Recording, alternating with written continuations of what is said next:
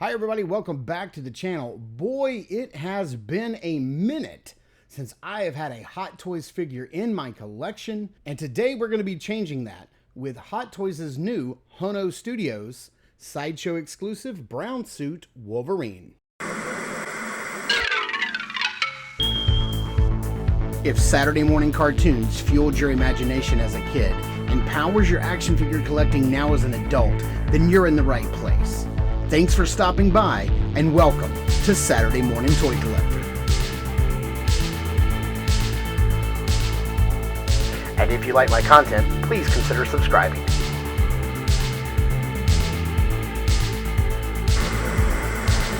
All right, taking a look at the package here. Look, I don't have nearly enough space to display this vertically in my review area, so we're just gonna have to look at it horizontally, so I apologize for that. But yeah, not having had a Hot Toys package in a long time, I just never set up my review space for 12-inch figures. So we do have the Sideshow exclusive silver sticker right here. It says Wolverine in this nice little font right here. We have this beautiful artwork of Wolverine in his yellow and blue costume. We have this really cool Marvel X-Men logo, the Hono Studios logo, which we're going to talk about Hono Studios here in just a second. But I do love this beautiful shoebox style package. It's got some really cool like flap opening gimmick, and I'll show you that in just a second. But Hono Studios, let's talk a little bit about them for a second. So basically what happened was Hot Toys decided that they didn't want to, I guess, tarnish their brand as being known as the premier 1/6 scale higher end collectible producer in the world. So what they did is they made a new little studio called Hono Studios inside of Hot Toys, where they can produce smaller, like less elaborate packaging, less accessories, like an entry grade budget level figure to get people into the 1/6 scale collecting. Because I don't know if you guys have collected Hot Toys recently or anything, but they can get pretty expensive. So this is like their entry grade. It's a lot less expensive and a lot easier to get into. So just flipping it around here on the back, you can see we've got the Disney hologram sticker right there, Hono Studios. Couple of pictures of the figure, and then we have the same thing on the other side right here, the Marvel X-Men logo. So yeah, let's see if I can show you. This has a bottom flap that opens up this way, and then we have a upper flap that opens up this way, and then we have this little write-up about the Hono Studios collectibles, basically saying how they're like a like they're a high-end collectible, trying to get people into the high-end market. And this is their way to do so. But getting this flap out of the way, we can see, your typical Hot Toys style clamshell packaging in the back. And let's see if I can get this. Let's just fold this down and get this out of the way. But I do want to show off the inside flap here just for a second. This inside flap is really cool because they've got it laid out like a comic book, but it's also all of the instructions and, basically, how far you can move the legs and the arms and how to attach all of the little bits and pieces, how far you can move the arms before, you're,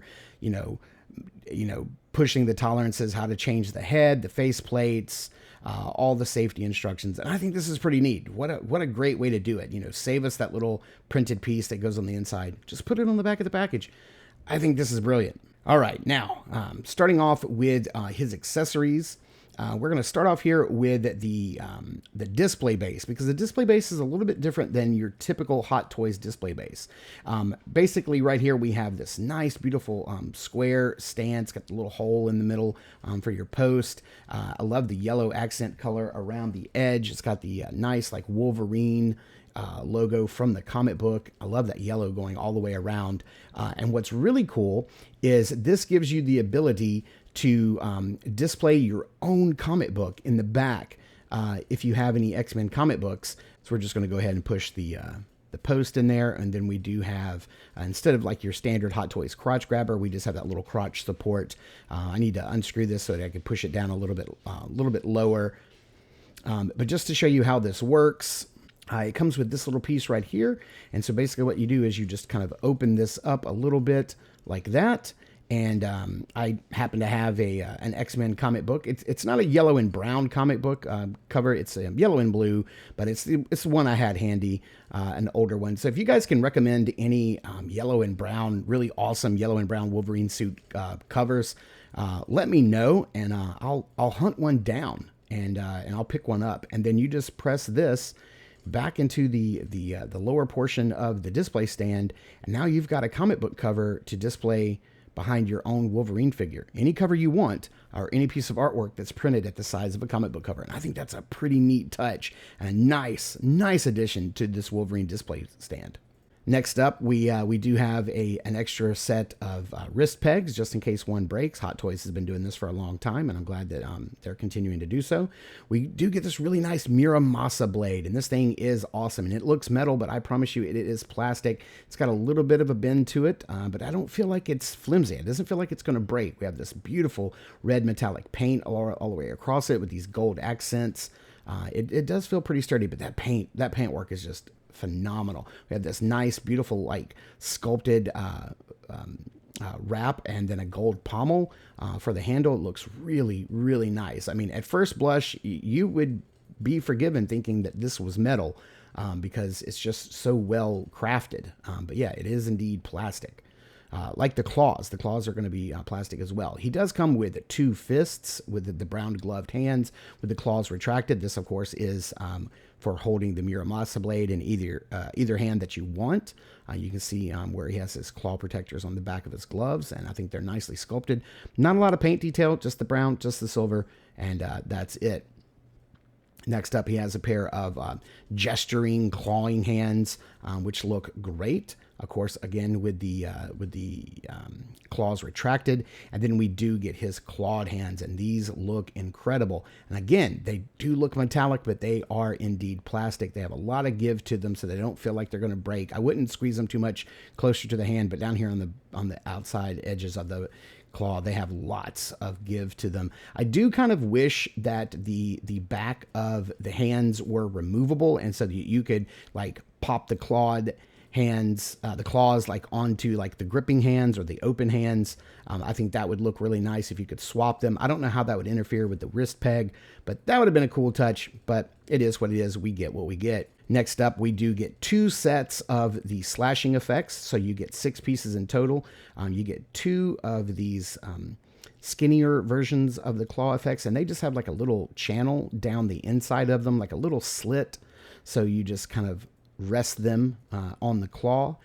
You definitely want to put the, you can do this how you want because you get enough of them, but I like to put the 2 slender ones on the outside and then the larger on the inside claw. But it does have a lot of weight to it, and you can see that if you left this in a weird position on your shelf for a long time, it would probably warp how that center claw hangs. So you just definitely want to be careful. Maybe pose them vertically, but you can put 3 of the thinner ones on if you want, because you do get a set for each claw. And then we have the beautiful head sculpt, and this thing is gorgeous. Hopefully you can see the texture that is sculpted onto the yellow part of the mask, which mimics the texture on the fabric of his cloth suit, which looks really cool. I love the whited out eyes. Now the faceplates are swappable with just this little push of a tab.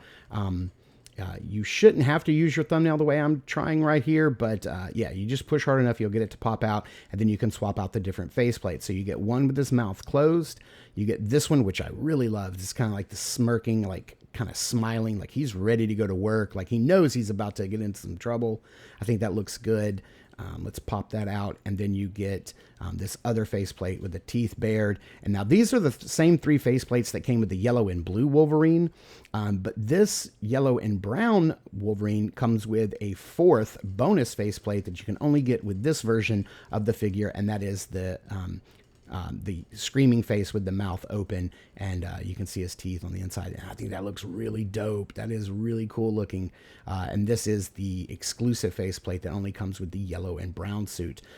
But yeah, you tell me in the comments down below, which ones do you guys like better? Teeth open or teeth closed? I'm not sure which one's going to go on my shelf. Maybe teeth closed, or maybe the grinning face. I really like this grinning face. So we're just going to pop this in on him right now, and we're going to use this for the rest of the review.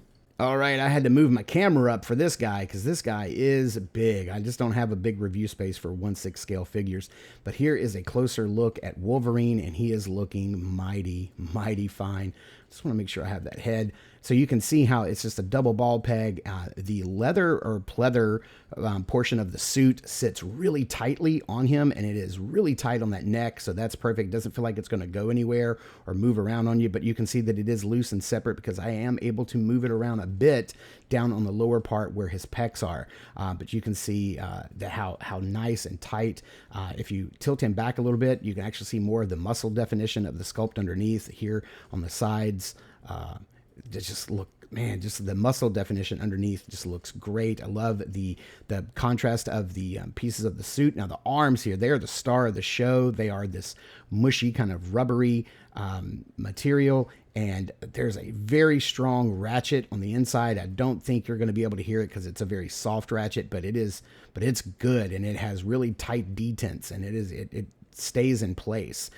But even when you bend the arm, I love, like, look at the vein work in there on this arm is just so great. And even when you bend it up as tight as it'll go, it still looks very natural. You can see the musculature on the back.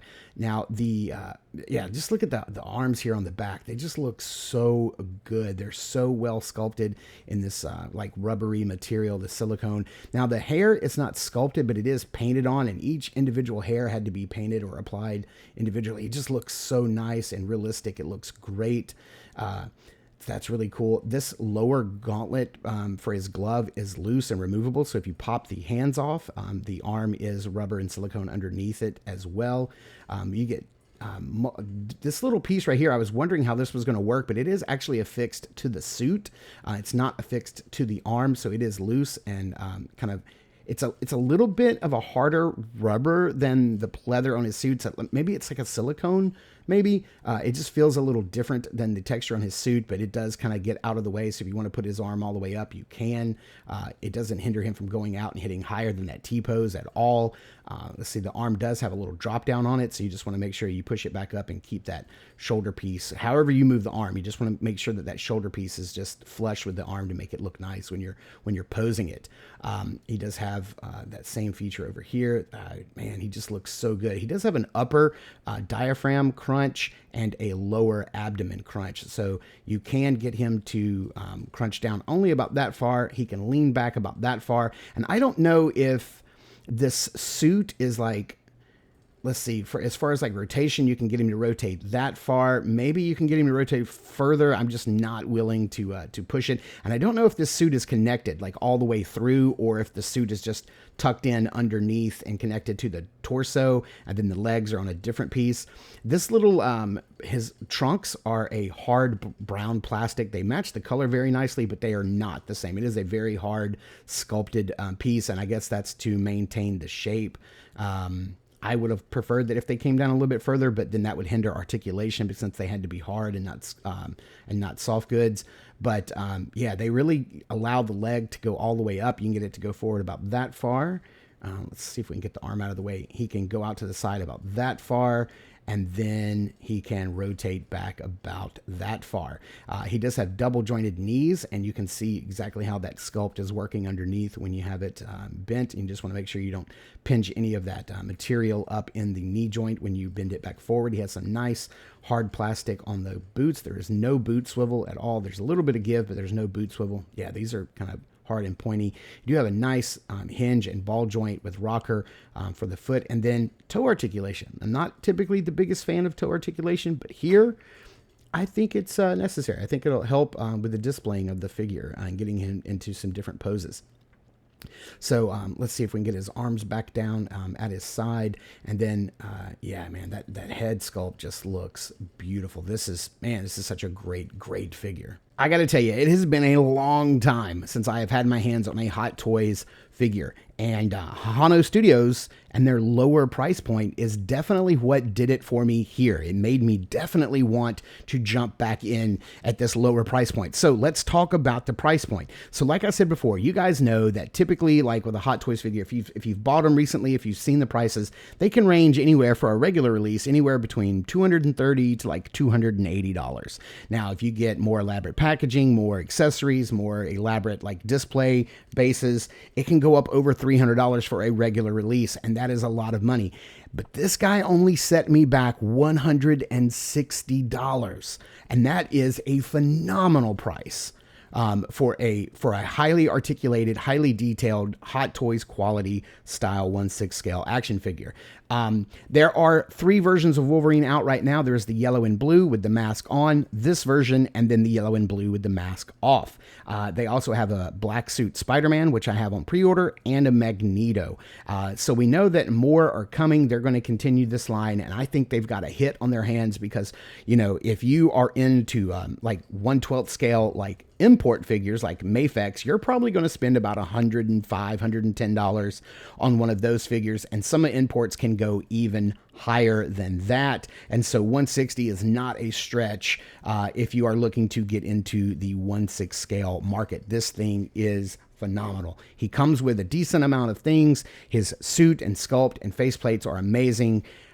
The care that went into this is just incredible, and I absolutely love it. He looks beautiful. I don't collect 1/6 scale, so this is going to go on my Wolverine shelf and just be on my little Wolverine shrine hanging out.